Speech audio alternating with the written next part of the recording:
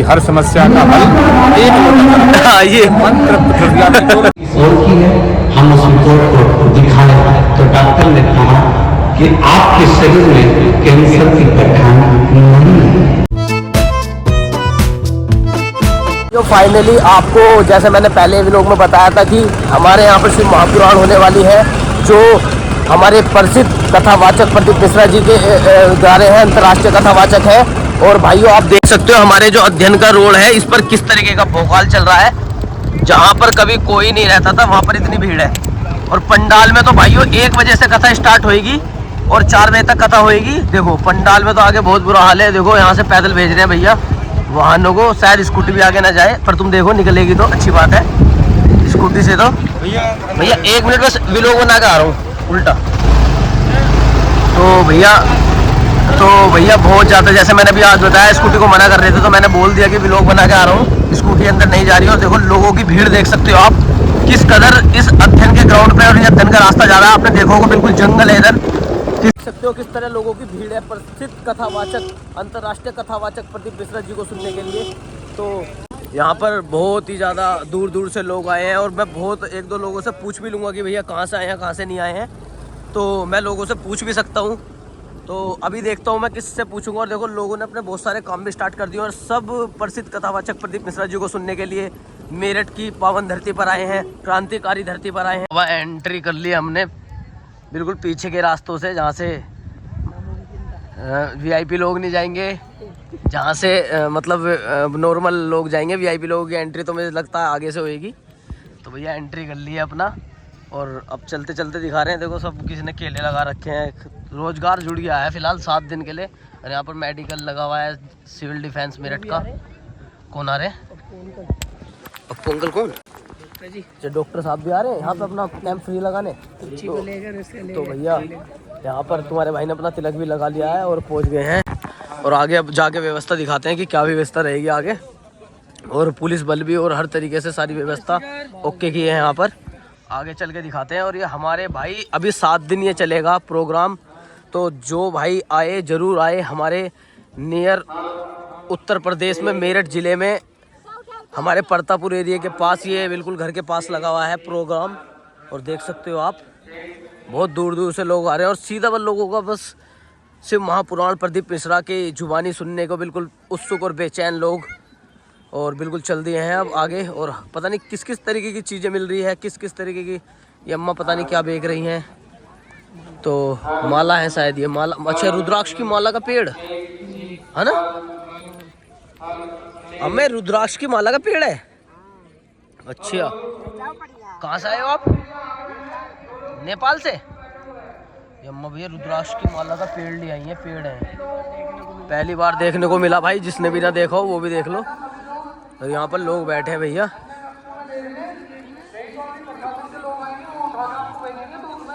आपको जहाँ अन्य कक्ष में जगह मिलनी होगी वहाँ पर भी आपको जगह नहीं मिल पाएगी। और भैया इतना बड़ा पंडाल लग रहा है, बहुत पंडाल, बड़ा पंडाल लगा हुआ है।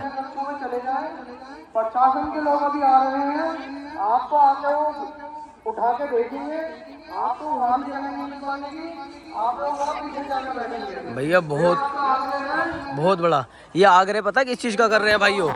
ये आग्रह कर रहे हैं कि जो आगे गेस्ट है लोग और जो मेन लोग बैठेंगे, मतलब क्या बोले कि जो व्यवस्था है वो बहुत यूनिक तरीके से बनाएगी। और बहुत बड़ा पंडाल लगा हुआ है भाइयों, बहुत ही बड़ा, देख के दिल खुश हो जाएगा यार।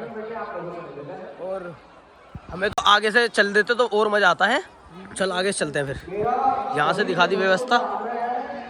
वैसे तो बहुत लंबा प्रोसेस दिख रहा था मुझे, तो मैंने स्कूटी स्टार्ट करवाई और मैंने कहा भाई तू आकाश एक काम कर, इसे पीछे से ले, मेन द्वार पे चलते हैं पीछे से।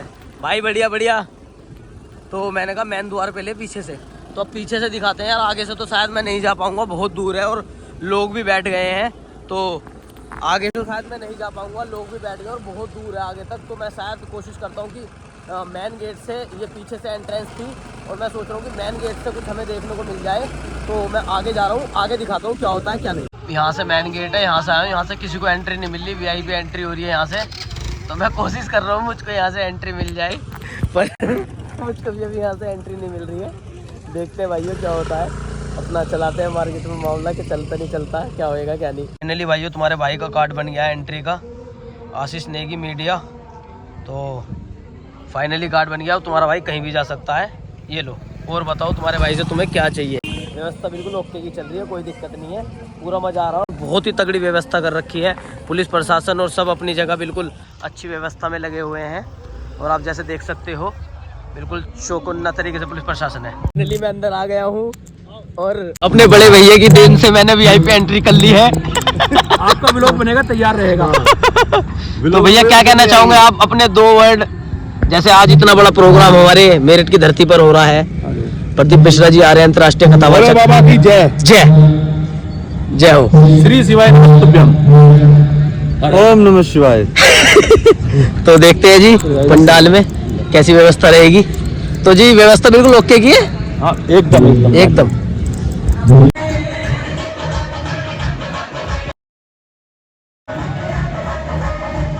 व्यवस्था के बारे में, जैसा आपने व्यवस्था का कार्यभार संभाला है और इतनी बड़ा पंडाल लगा है और जल्दी ही ये सारी कुर्सी भर जाएगी वीआईपी लोगों से। देखिए वीआईपी लोगों की संख्या भी काफ़ी है और यहाँ पब्लिक भी बहुत काफ़ी आ रही है, क्योंकि पंडित प्रदीप मिश्रा जी के जो चाहने वाले हैं उनकी कथा को जो श्रवण करते हैं वो बड़े ही शांतिपूर्वक तरीके से जो शिव भक्त आए हुए हैं वो बहुत ही उल्लास में है और कथा प्रारंभ होने वाली है। उसके तत्पश्चात सब कुर्सियाँ भी भर गई हैं, पंडाल पूरे भर गए हैं, थोड़ी देर में उनका आगमन होने वाला है। बिल्कुल पंडाल भर गया है और प्रॉपर लोग आ गए हैं यहाँ पर, आप देख सकते हो। और जल्दी ही ये कुर्सियाँ भी भर जाएंगी, बिल्कुल प्रॉपर वीआईपी कुर्सी है। बिल्कुल अभी कुर्सी डलवाई और सामने ही लो जी।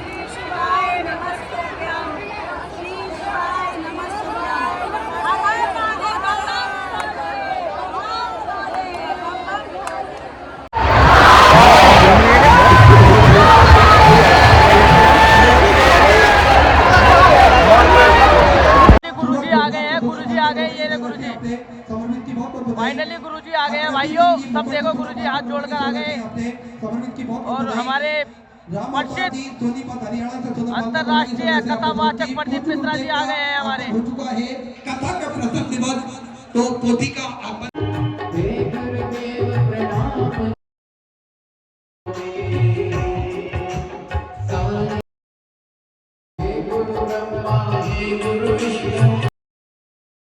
गुरुजी आ गए हैं और जल्दी ही कथा स्टार्ट होने वाली है। महापुराण, शिव महापुराण। और मैं आपको देखो लोगों का दृश्य दिखा देता हूँ, कितनी भीड़।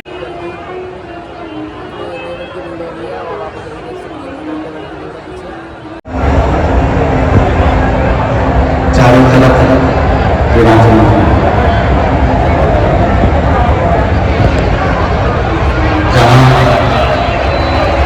भगवान शिव दैतेश्वर महादेव के रूप में भगवान शंकर इस पवित्र पावन भूमि पर सदा विराजित है। इस पवित्र पावन भगवान शंकर की भूमि वादा भी आपसे चिपक जाए।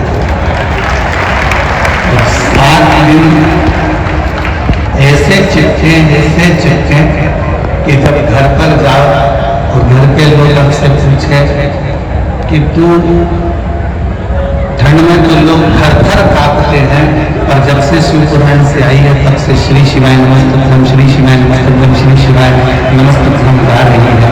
ऐसा क्या है?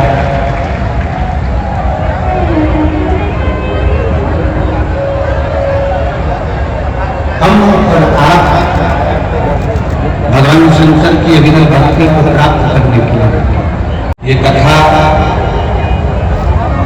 मेरठ की पवित्र भूमि पर सत्य मायने में तो आप तो अपनी जगह पर हो, इस कथा को सुन रहे हो, पर मेरठ की पवित्र भूमि पर ओगड़नाथ जी, बेलकेश्वर नाथ जी, ये सारे जितने शिव मंदिर हैं, शिवालय हैं, मेरठ की भूमि के जो पवित्र देवालय शिवालय हैं, उस शिवालय में जो मेरा शंकर बैठा हुआ है, इस कथा को वही करवा रहा है, वही बाँच रहा है, वही सुन रहा है। कोई दूसरा नहीं करवाने वाला है, सोमनाथ को सुनने महापुराण में प्रसंग आता है कि भगवान शंकर की कथा जब तुमरुपा जी वाचने के लिए तैयार हुए तब माता चंचला देवी ने भगवान शंकर और पार्वती से कहा था कि आपको यजमान बनाना।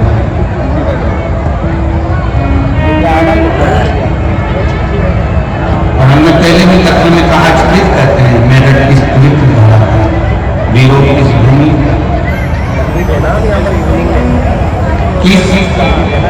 कथा के पंडाल में कथा श्रवण करने के लिए जो लाखों की संख्या में आप लोग पहुंचे हैं, कथा के पंडाल में वही पहुंचता है सुपुराण सुनने के लिए जिसको मेरे भोले बाबा हाथ पकड़कर पार लगा सकते।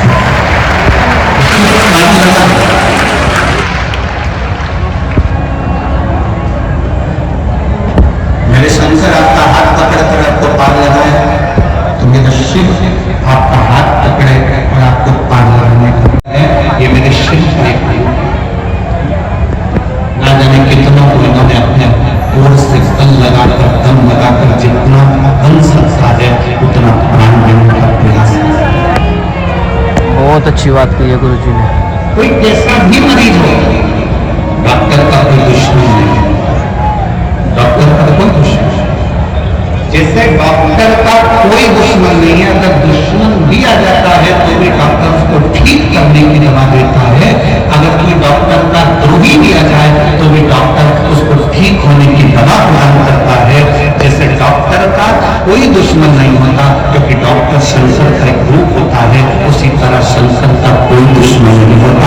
शिव अपने क्षेत्र में, अपने नगर में, अपने मोहल्ले में, अपनी सोसाइटी में, अपने कॉलोनी में कहीं 100 kilometre, 50 kilometre, 150 kilometre, 200 kilometre, 300, 400 kilometre के दायरे में भी अगर शिव महापुराण की कथा भगवान शंकर के आशीर्वाद से, उनकी कृपा से अगर आपको श्रवण करने को मिल जाए तो वहाँ 10 मिनट, 15 मिनट, 5 मिनट, 3 मिनट।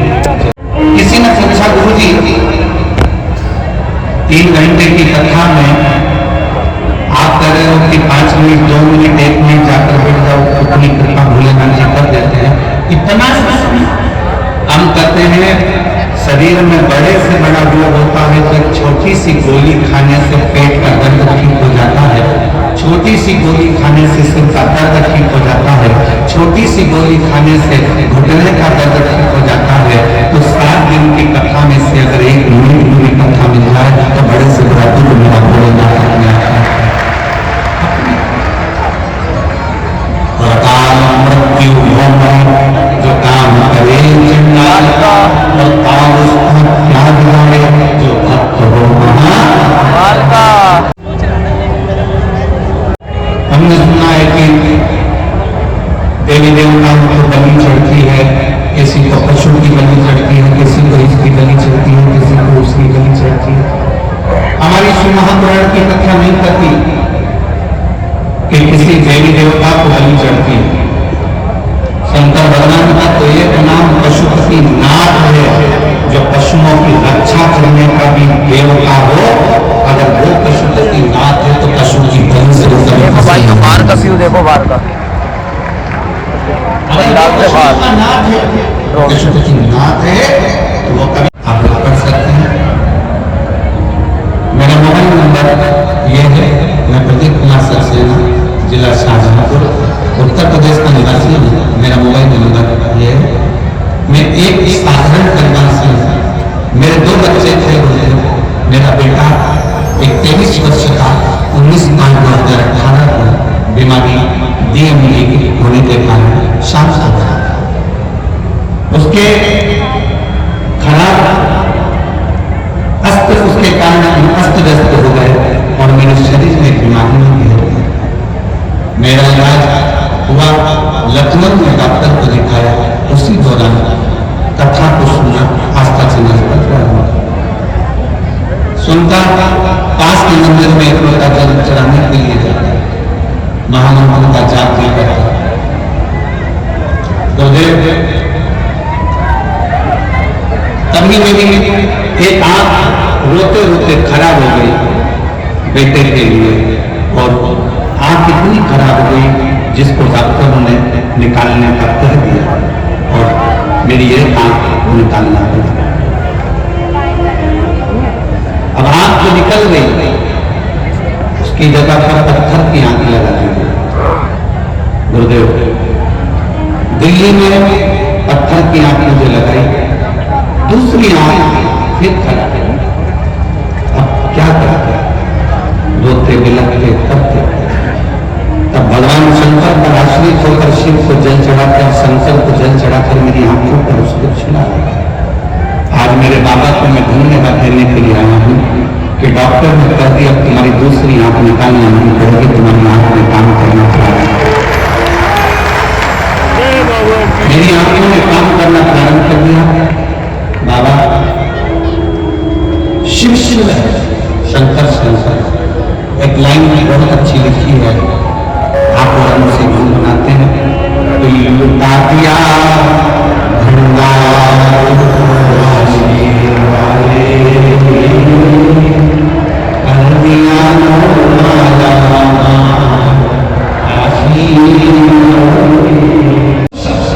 और एक भरोसा करो अपने आप पर कि आप कोई साधारण नहीं हो, आप कमजोर नहीं हो, आप हल्के फुल्के नहीं हो। भले सब्जी का ठेला लगाते हो, भले कमाने का काम करो, भले कपड़े की दुकान लगा, भले छोटी सी छोटी दुकान करो, पर अपने आप को हल्का नहीं समझे।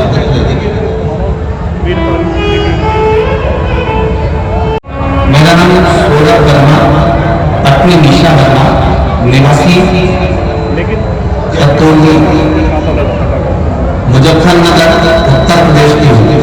मेरा मोबाइल नंबर ये है। गुरुजी, इस सृष्टि का पालन करता मेरा भोला भंडारी चढ़ाया गया एक लोटा जल, एक बेलपत्र का मैं वर्णन क्या था।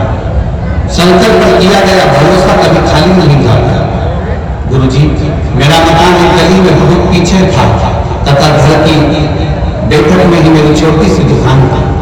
गली में होने की वजह से काम भी नहीं चलता था, हम बहुत परेशान थे, लेकिन हमें अपने शंकर पर पूरा विश्वास था। मेरे घर में ही एक छोटी सी शिवलिंग मिट्टी के पात्र में स्थापित कर हम दोनों पति पत्नी रोज शिवलिंग का श्रृंगार करके जल एवं बेलपत्र चढ़ाते। कहीं पर मैं नहीं हूँ। मेरा नाम सौरभ वर्मा है, पत्नी निशा वर्मा। आप ही हैं? हाथ मिलाओ। हाँ ठीक है, आ जाइए बेलपत्र लेने। पति पत्नी रोज शिवलिंग पर श्रृंगार करते, जल एवं बेलपत्र चढ़ाते। गुरुजी, हम सीहोर गए, वहां से कटेश्वर धाम जी का हमने कंकर शंकर का पूजन करा, प्रार्थना करी, भोले भंडारी सबकी झोली भरते हैं। बाबा की पवित्र भूमि को नमन करकर बाबा से विनती करता है, गुरुजी आपके द्वारा हमारे नजदीक में हापुड़ में कथा, वहां हम पति पत्नी बच्चों के साथ पंडाल में बैठ गए और पंडाल में बैठकर हमने बाबा से प्रार्थना करी कि बाबा हमें दुकान बाजार में हो जाए, जिससे कम से कम हमको कुछ खाने को अच्छा मिलने लगे और कुछ अच्छे से अपनी जिंदगी जी सके। आज मैं बाबा को प्रणाम करने के लिए आई हूँ। बाबा बाबा है, पंडाल में बैठकर कथा श्रवण करने का फल क्या होता है गुरुजी, आज मैं छाती ठोक कर कह सकती हूँ। मेरे बाबा ने मुझे बीच बाजार में दुकान को दुकान मकान में बुला दिया और मुझे बीच बाजार में ठाकुर की कथा सुनी और बाबा से विनय करा। ठाकुर की कथा को ज्यादा समय नहीं हुआ गुरुदेव, पर मेरा कुबेर भंडारी ने मेरा भंडार भर दिया। आज मैं बाबा को यहाँ प्रणाम करने के लिए आई हूँ। शिव तक किसी क्या देगा, कैसे देगा, कब देगा, इसका अंदाजा किसी को नहीं। आप किस भाव से बैठे हो।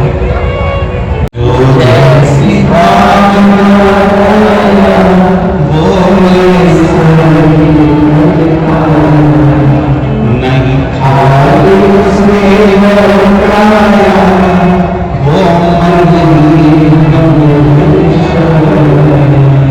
और कर दिया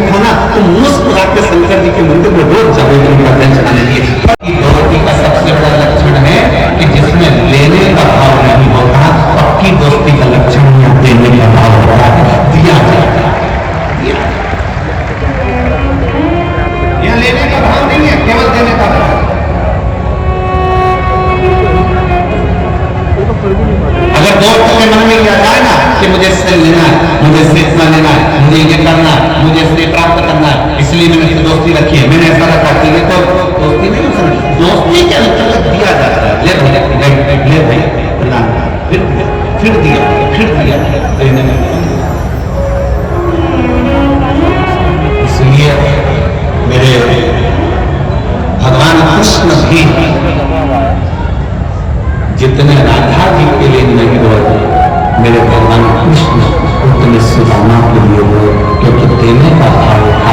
सुदामा के पास देने के लिए कुछ भी नहीं था, तो सुदामा बाजू में से मांग कर तंदुर लेकर कोटली में बांध कर अपनी पत्नी से देकर चल दिया और भगवान विष्णु को देकर आ गया, क्योंकि उसका देने का भाव था, लेने का।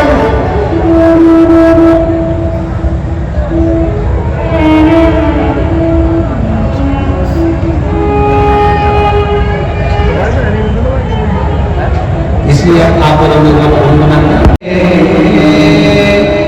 जितनी राधा रोई रोई कामना के लिए कन्हैया उतना रोया सुदामा कन्हैया उतना रोया सुदामा जितनी राधा रोई रोई कामना के लिए, जितनी राधा रोई रोई कामना के लिए, उतना रोया सुदामा के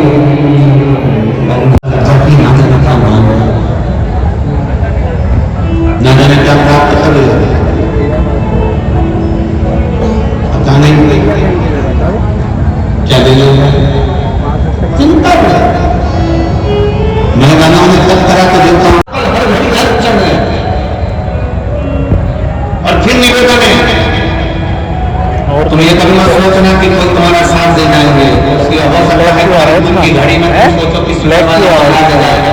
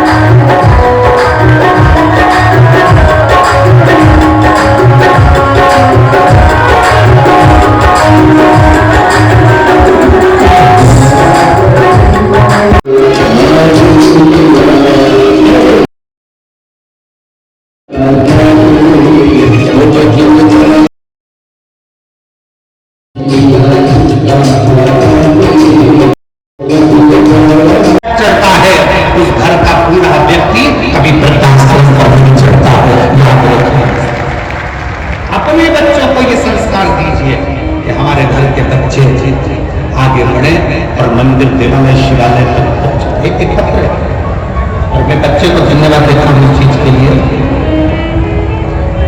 कि बच्चे ने कुछ भी नहीं छुपाया, जो बोलना था सब बोला। मैं इस बच्चे को धन्यवाद देता हूँ। मेरा नाम ब्रजेश सिंह है।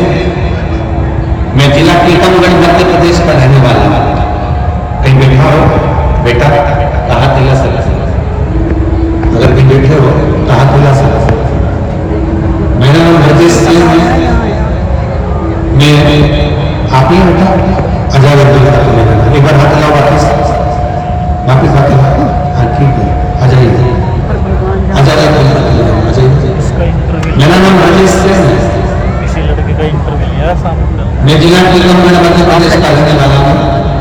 शंकर भगवान की महिमा का मैं क्या गुणगान करूँ? 20 साल की मेरी उम्र है, मुझे गलत लोगों की संगत के कारण 18 साल का था तब से ही गलत लगने लगे। ड्रिंक करना, मदिरा पीना और गलत कार्य करना। गुरुदेव, दारू का नशा ऐसा कोई नशा नहीं था जो मैं नहीं किया। सारे गलत काम भी मैंने किए। 2019 में आपकी पहली बार कथा को सुना ऑनलाइन। गुरुदेव, पहली बार कथा सुनी, वो भी नशे में सुनी, दारू में नशे में, मोबाइल पर कथा सुनी। बस नशे से जब होश में आया, सुबह 4:30 बजे में जागा, 4:30 बजे जाकर मैंने फिर उसके बाद में ये विचार कर लिया कि अब मैं दारू पीना छोड़ूं। और ऐसा नहीं है गुरु जी कि ये दारू का नशा करने वाला व्यक्ति नियम भी खुद बनाकर तोड़ता भी नहीं। मैं ऐसा करूंगा ये विचार कर लिया, कई बार भी सोचा, पर ये पहली बार था जो शिव महापुराण की कथा का लत लग गया शरीर को। 8:30 बजे फिर वापस में कथा को सुनने के लिए मोबाइल पर लगाया। 8:30 बजे मैंने कथा सुनी, शिव जी के मंदिर गया, शंकर के मंदिर में जाकर बाबा की भक्ति में लग गया। सीहोर पहुंचा, बाबा को वहां पर कंकर शंकर पूजन करा, वहां से रुद्राक्ष लिया, बाबा की कावड़ बनी, बाबा से विनती करना प्रारंभ कर दिया कि कभी नशा न करूं, कभी गलत काम न करूं। गुरुदेव, आज बाबा की कृपा से कई साल हो गए, शंकर की कथा सुनता हूँ, मंदिर में झाड़ू लगाता हूँ, पोछा लगाता हूँ, शिव की आराधना करता हूँ, और आज बाबा की कृपा से कोई नशा नहीं करता, सारे नशे से मुक्त हूँ। और 1 साल नहीं, कई साल नहीं, बाबा 3 साल से नित्य लगातार नियम से, 3 साल से नित्य लगातार 3 साल से नित्य नियम से मंदिर, झाड़ू, पोछा, सुबह शाम सब 3 साल से नित्य नियम से मंदिर, झाड़ू, पोछा सब कर, और बाबा की कृपा से सारे नशे से मुक्त हूँ। और बाबा ने अब मेरा हाथ भी पकड़ लिया, बाबा की कृपा से आगे निकल रहा हूँ।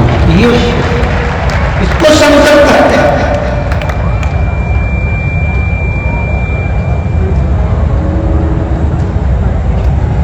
ऐसे कई सब सभाओं में लोगों को खड़ा कर लिया जाता है, हाथ नंगा करो, हाथ नंगा कर लिया, बोल दिया आज के बाद मैं नशे से मुक्त होता हूँ, मैं नशा नहीं करूंगा। ऐसा संकल्प बार बार दिलाया जाता है, और संकल्प दिलाया तो जाता है, पर बहुत कम लोग हैं जो संकल्प पर चल जाते हैं। संकल्प वही सफल होता है जो दिल से किया जाता है, पंडाल में बैठकर कथा सुनकर जो संकल्प किया जाता है।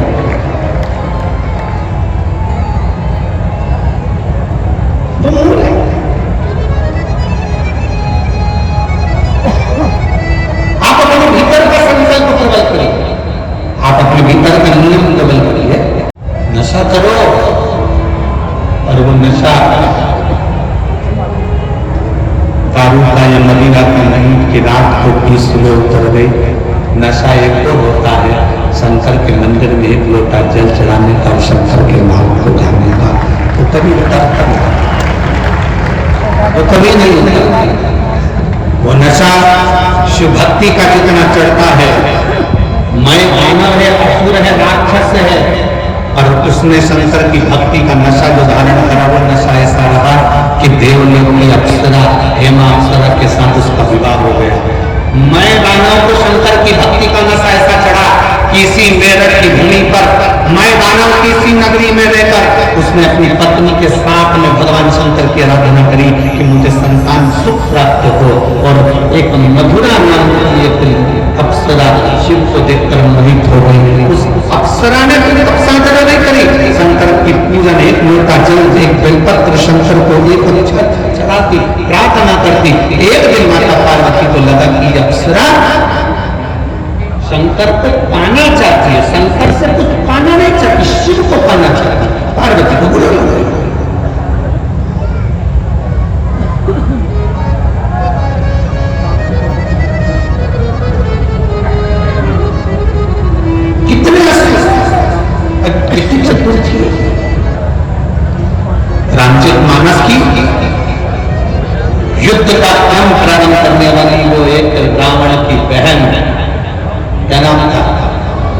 जम के बोलो बेटा। शूर्पणखा कितनी समझदार है, उसके बराबर विद्वान दुनिया में कोई नहीं हो सकता। शूर्पणखा के बराबर कोई विद्वान नहीं हो सकता। जो शूर्पणखा राक्षस की बहन, असुर की बहन, वो शूर्पणखा भी राम जी के पास जाकर कहती है, तुम सम पुरुष न मौसम नारी, तुम्हारे जैसा पुरुष नहीं है, मेरे जैसी स्त्री नहीं है। पूछा राम जी ने, क्या चाहती हो? शूर्पणखा कहती है, तुम्हें अपना बनाना चाहती हूँ।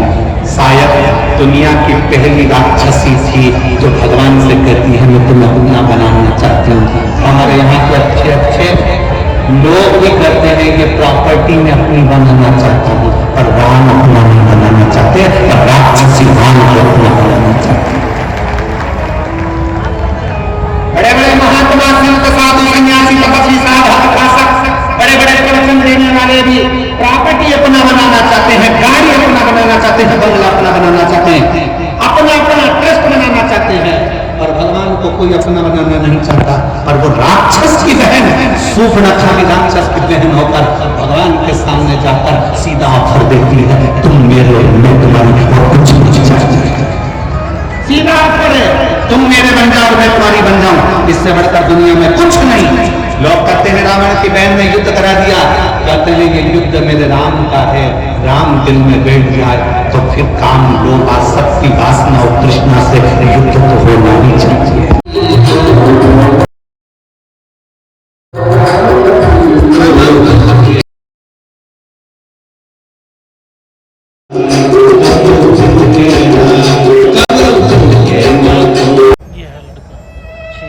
इस बच्चे के लिए ताली बजाओ जिसने प्रेरणा दी है आज की टीम को। ये पढ़ा रखा शाम की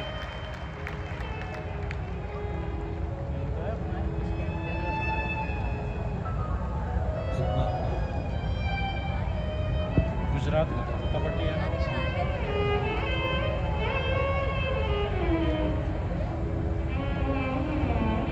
आपका किया गया भजन, आपका किया गया स्मरण फिर निवेदन ह्यूमर होता है। हम सुनकर घबरा गए, उनकी हालत बिगड़ गई।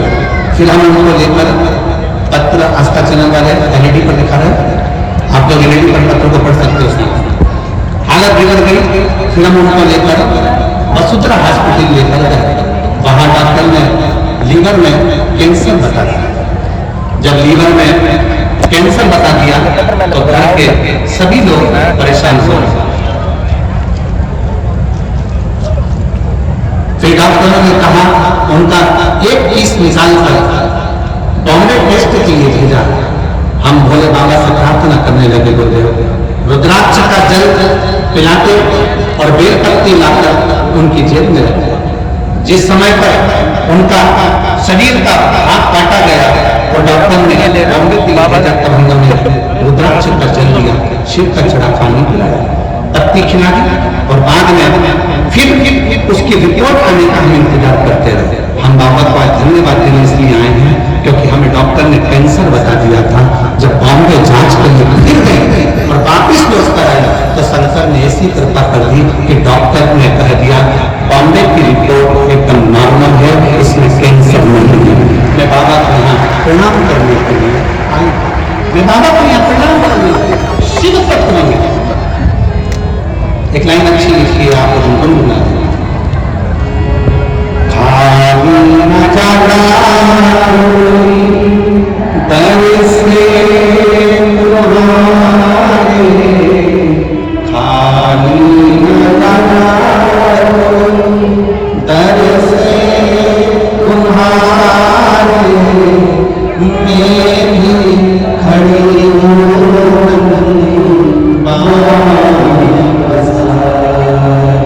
अपने हृदय से लगाओ,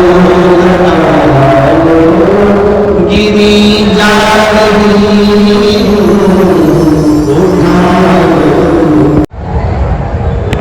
भोपुरा गाजियाबाद, भोपुरा है कहीं, भोपुरा ही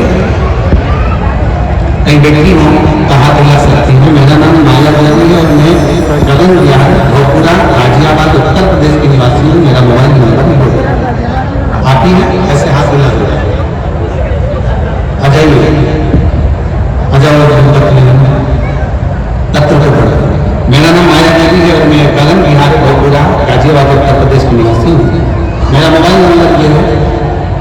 जी, एक लोटे जल का मैं क्या वर्णन करूं। 2022 अगस्त का महीना, जब मुझे सांस लेने में तकलीफ हुई, खाना पीना खाने में तकलीफ होने लगी, तब मैंने छोटे मोटे डॉक्टर अस्पताल में इलाज कराया, लेकिन कोई आराम नहीं हुआ। उसके बाद मुझे हापुड़ के रामा अस्पताल ले जाया गया, जहाँ मेरी सोनोग्राफी हुई और जिसमें फेफड़े में कुछ गांठ आया और जिसकी जांच दिल्ली के IIMS अस्पताल में होनी थी। वहां जब टेस्ट हुआ तो गुरुदेव पता चला कि 30वीं अवस्था था, 3rd स्टेज का फेफड़ों का कैंसर हो गया। 3rd स्टेज का फेफड़ों का कैंसर बनाया गया। पूरे घर में मातम सा असर गया और गली मोहल्ले व रिश्तेदार भी कहने लगे इस बीमारी का तो कोई इलाज ही नहीं है। तभी एक व्यक्ति द्वारा पता चला कि आस्था चैनल पर पंडित प्रदीप मिश्रा शिव महापुराण की कथा करते हैं, जिसके सुनने व उपाय करने से बीमारी ठीक हो सकती है। अब मैं कथा सुनने लगी व उपाय करने लगी। इस दौरान मैं हरिद्वार में बाबा की कावड़ भरने चली गई, फिर मैं वहां से आई सीहोर चली गई। पंडाल में 7 दिन तक मैंने कथा सुनी, रुद्राक्ष महोत्सव को श्रवण किया और बाबा को रोज जल चढ़ाती, रुद्राक्षोत्सव का आनंद लेती। IIMS फिर मुझे अस्पताल में भर्ती किया गया। अब जान बचना मुश्किल था, मेरे फेफड़ों तक पानी भर चुका था। उस दौरान मेरी बड़ी बेटी रोज शिवलिंग पर जल चढ़ाती, बेलपत्र लाती, मुझे ग्रहण करने को देती और भगवान शंकर का जो रुद्राक्ष लेकर आए थे उसको पानी में जलाकर मुझे देती। 4 लीटर पानी मेरे फेफड़ों से निकाला गया। 10 दिन में मुझे आराम लगा। अब मैं रोज खुद मंदिर जाना प्रारंभ कर दी, बेलपत्र खाना प्रारंभ कर दी, बाबा की भोग लगाना प्रारंभ कर दी। बाबा मेरा कैंसर ठीक कर दी, बाबा इसका कोई इलाज नहीं है। 25 सितंबर सोनोग्राफी हुई और सोनोग्राफी की रिपोर्ट आई और 1 अक्टूबर को वो रिपोर्ट आई। जब रिपोर्ट डॉक्टर ने देखी तो वो हैरान हो गया और मुझसे कह रहा था रिपोर्ट आपकी है किसी और की है। हम उस रिपोर्ट को दिखाया तो डॉक्टर ने कहा कि आपके शरीर में कैंसर की गठान नहीं है, आपके शरीर में कैंसर की गठान नहीं है। इसे सुनकर मैं खुशी से भर उठी और बाबा को नमस्कार करकर प्रार्थना करने लगी, बाबा तूने मेरा कैंसर समाप्त कर दिया। आज मैं बाबा को प्रणाम करने के लिए यहाँ पहुंची। शिव की स्तुति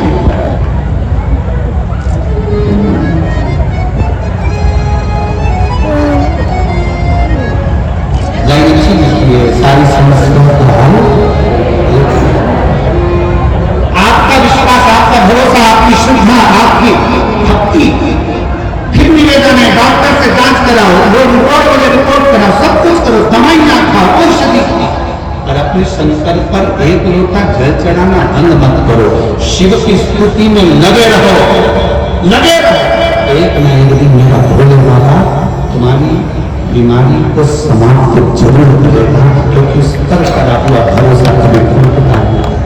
तब की नहीं उसकी मां ने लिखा, जांच कराने के बाद मां लिख रही है, डॉक्टर पूछ रहा है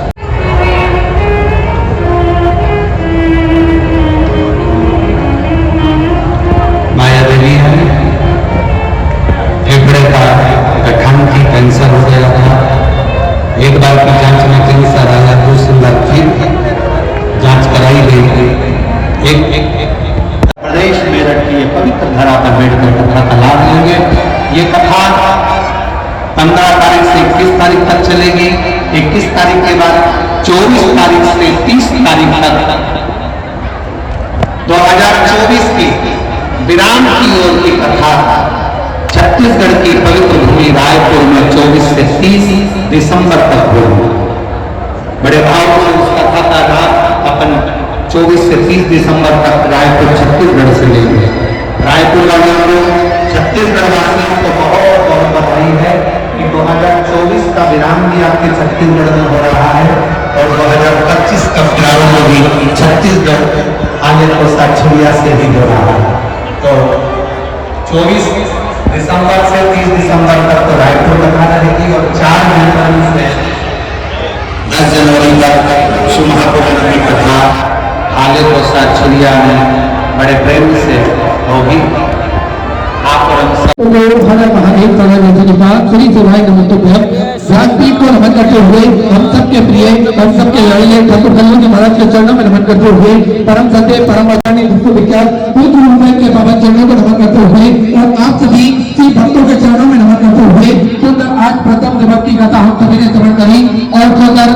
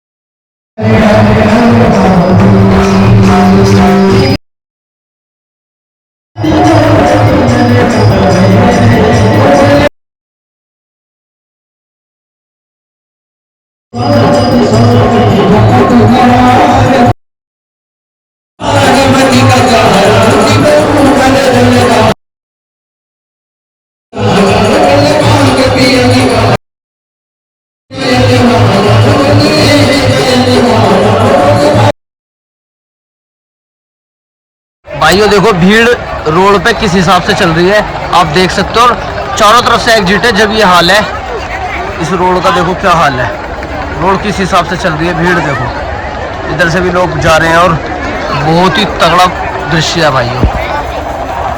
जाम चल रही है रोड, बिल्कुल जाम। महापुराण का पहला दिन समाप्त हुआ और हमारे गुरुजी हमें मिल गए, तो कैसा लगा गुरुजी? बहुत ही बढ़िया, बहुत ही शानदार आयोजन और ऐसे धार्मिक आयोजन होते रहने चाहिए। तो गुरुजी आप क्या कहना चाहोगे इस विषय में? बहुत ही शांति मिली है यहाँ आकर, और जो इनका एक श्लोक है कि हर समस्या का हल एक ये मंत्र कर दिया बिल्कुल, और वास्तव में 3-4 घंटे ऐसे निकल गए कि पता ही नहीं लगा बिल्कुल भी, अद्भुत। और ये देखो भीड़ का अंबार ही अंबार है। हाँ, तो बहुत अच्छी व्यवस्था रही बिल्कुल। 6 दिन रोड चलेगी, ज़्यादा से ज़्यादा लोगों को यहाँ आना चाहिए और शिव पुराण में शामिल होना चाहिए, और मेरठ की धरती धन्य हो गई आज बाबा के वजह से। बिल्कुल जी बिल्कुल। तो ये शिवाय नमस्ते। Okay sir. और आप भीड़ देख सकते हो, लोगों की किस तरीके से भीड़ जा रही है, चारों तरफ क्या माहौल है भीड़ का आप देख सकते हो। और ये बिल्कुल अभी अभी कथा छुटी है, तो आप चारों तरफ देख सकते हो क्या माहौल है। अरे यहाँ बहुत ही ज़्यादा। माता जी आ गई हैं, तो कैसा रहा जी? जैसे आप आए हो, कहाँ से आए हो जी आप? मेरठ से आए हैं। अच्छा, मेरठ से ही आए हो आप। तो पास में आपको बाबा के दर्शन हो गए? पास से तो नहीं हुए, अच्छा, स्क्रीन पे हो गए बाबा के दर्शन। अच्छा, स्क्रीन पर हो गए, मतलब पास में, ज्यादा दूर नहीं जाना पड़ा ना आपको? हाँ, तो कैसा लगा जी आपको, कैसा दृश्य? अच्छा लगा, अच्छा फील हो रहा था, भगवान के दर्शन हो रहे थे, कथा अच्छी लगी हमें बाबा की। तो फाइनली भाइयों, अब जैसे कि आप देख रहे हो कि कितनी ज्यादा भीड़ हो गई है और बिल्कुल चौक हो गया है जाम रास्ता। और यहाँ पर निखिल भाई के हम दुकान पर आ गए हैं, यहाँ पर पानी की व्यवस्था के लिए हम कह रहे हैं लोगों से। तो भैया बहुत लंबा सफर है, पानी लेते हुए चले अपने हाथों में, जल ही जीवन है। जैसे कि बताया हमारे गुरुजी ने, हर समस्या का हल एक लोटा जल, इसलिए पानी की बोतल लेके चले अपने साथ बिल्कुल।